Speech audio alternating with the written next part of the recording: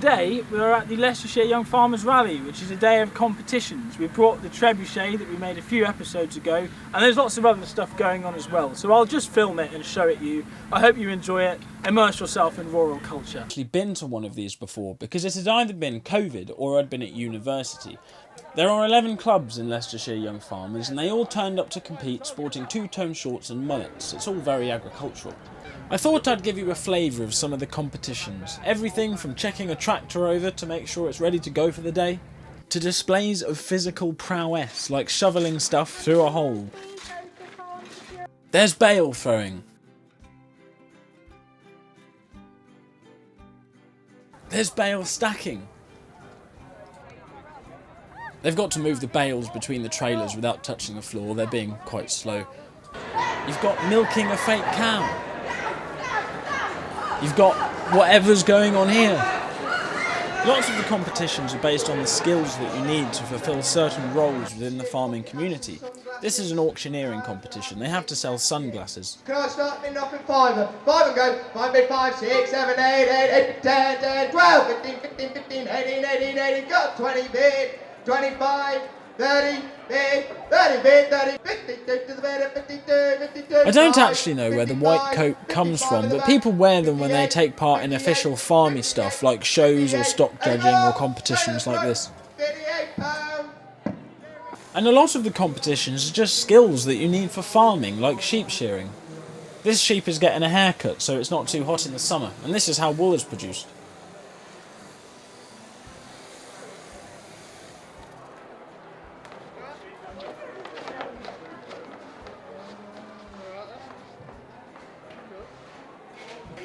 And then the fleece is packed and taken away for processing by British Wool, who are a marketing board we shall talk about in the future.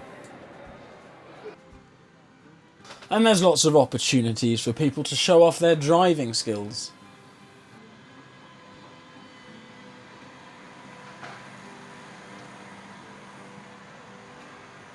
You see in the background they're also reversing a cattle trailer, which I think is much more difficult than using a tractor, because in a tractor you're sort of above the trailer and you can just look behind you and see the whole thing. Not to suggest that this isn't a very tidy performance. There was also a competition where you had to attach a bucket to a loader tractor, but it wasn't really a spectator sport, to be honest. And there was something with a digger as well. Lots of stuff concerning food, as you might expect. Cookery, baking, homemade jams, all that. And if you remember the episode on owls from a little while back, I entered an owl box competition. The other entrants put a little bit more thought into decoration. I didn't place, they said some pictures would have been nice, but I did make a video. The one that won does look a little bit more professional. And there was lots of more creative stuff as well, like making model farms, making bunting, making flags, decorating wellies, or just doing some colouring in.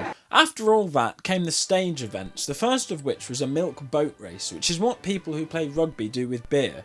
The clubs each sent 6 people onto the stage to drink a pint of milk each in succession, and in the heat become slightly smelly as they tip the last little dribble of milk in the empty cups onto their heads.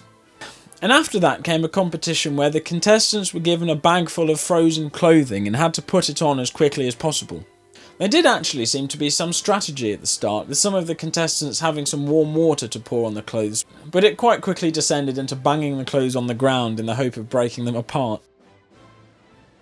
Throughout these competitions they were blasting the Venga Boys at full volume, so to avoid a copyright strike I've dubbed it with the only other music on my computer. I've spared you having to watch the whole thing. It went on for about 10 minutes. The chap on the left of the shot here won.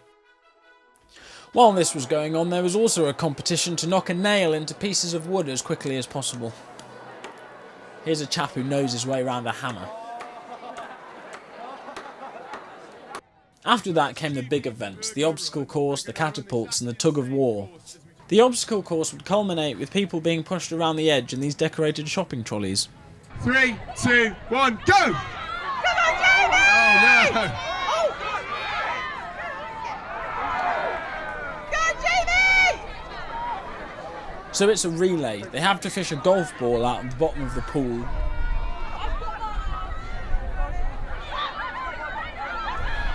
Run down a slippery slope.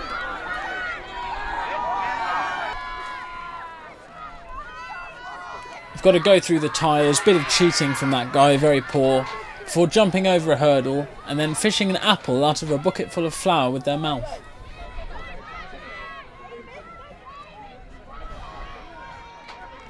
Then they've got to crawl under a disgusting old silage sheet and tag the next person.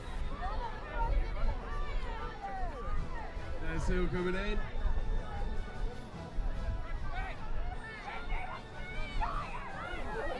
And then they finished up with the trolleys, one of which had some strange motor Open attached to it. might be a bit of a hybrid model.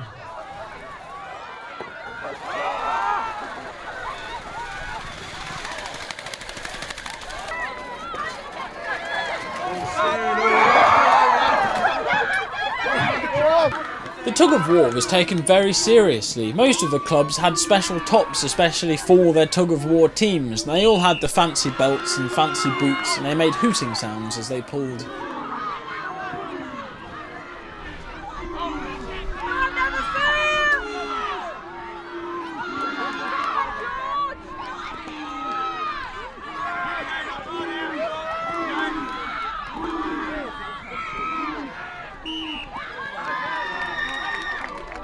And there was a little corgi very much enjoying the atmosphere.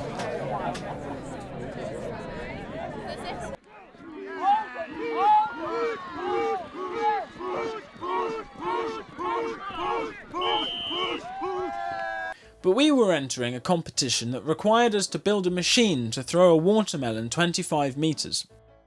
We had previously made a video about this, and I thank everybody who commented tips on how to improve it.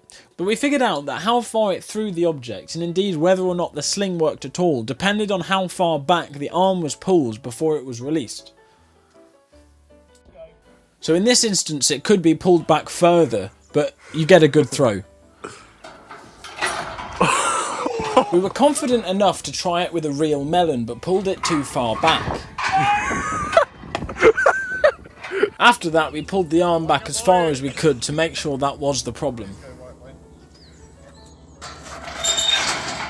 But it was the day before the rally, so we ran out of time to fine-tune it. We figured out that if you don't pull it back far enough, it just doesn't throw it that far. But we'd have to wing it. Once we'd set the Trebuchet up at the rally site, we started getting a bit of performance anxiety because our one was a lot bigger than the others, so it would be quite embarrassing if it didn't work. The target seemed to be over 25 metres away and raised off the ground. We weren't sure anybody's melon would go that far, but we were proven wrong. We were up against a slightly more professional looking Trebuchet, which was an absolute beast, but I wasn't able to film it because they all went off at the same time. There was a slingshot type thing and a couple of catapults. And there was a crowd watching as well, so it felt like quite a lot of pressure. Some of the other ones seem to be about on our level.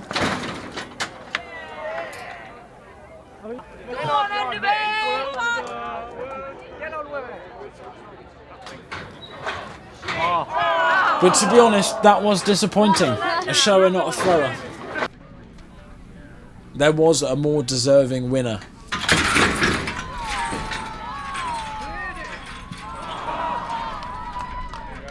And after that, we all went for a big sesh in a barn. The end.